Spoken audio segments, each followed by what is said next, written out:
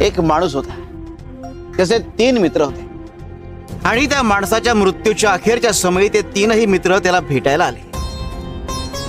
माणसाने तिघांना प्रश्न विचारला की बाबांनो, आयुष्यभर तुम्ही माझी सोबत केली, आता मृत्यूनंतरही माझी सोबत कराल का?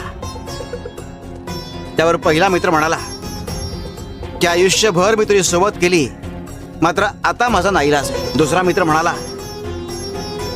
की मी तुझी सोबत तुझे अंत्यविधी पूर्ण होईपर्यंत करू शकतो. तिसरा मित्र म्हणाला की मी आयुष्यभर तुझी सोबत केली आणि मृत्यूनंतरही मी तुझी सोबत करेन. हे 3 मित्र कोण होते ठाऊक आहे?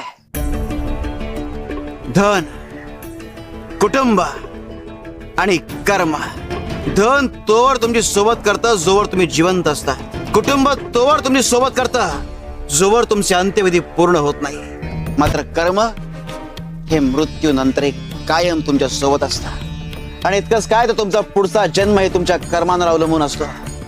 तेव्हा कायम चांगली कर्म करा आणि स्वप्न अशी पहा ज्यात स्वतःच्या आधी इतरांचा विचार सामावलेला असेल. शिव शंकर शंभा.